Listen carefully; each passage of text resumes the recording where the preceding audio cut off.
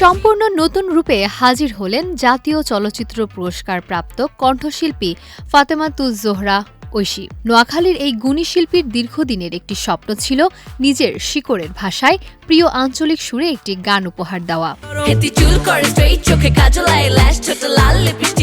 সবশেষে সেই স্বপ্ন বাস্তবে রূপ পেল। জন্মভূমির মাটি ও মানুষের প্রতি ভালোবাসার সেই অনুভূতিকে ধারণ করেই তৈরি হয়েছে নতুন গান নোয়াখাইল্লা মাইয়া।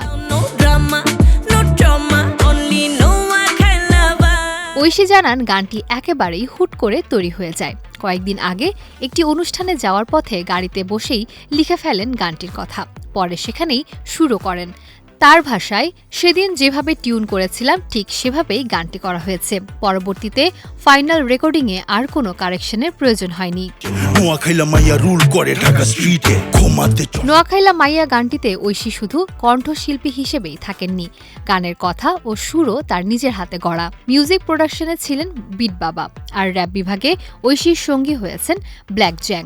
গানের সঙ্গে দৃশ্যের জাদু মিলিয়ে মিউজিক ভিডিওটি নির্মাণ করেছেন নাসিমুল মুরসালিন স্বাক্ষর। সব মিলিয়ে গানটি একটি পূর্ণাঙ্গ দলগত প্রয়াসের ফসল, যার কেন্দ্রে রয়েছেন ঐশী। সম্প্রতি সংবাদ সম্মেলনের মাধ্যমে গানটি প্রকাশ করা হয়। সেখানে উপস্থিত ছিলেন হামিন আহমেদ, মনিরুল আলম টিপু, এলিটা করিম, সাব্বির জামান, আয়েশা মৌসুমী, নাদিয়া ডোরা ও জুয়েল মোর্শেদ সহ সঙ্গীতাঙ্গনের আরও অনেকে।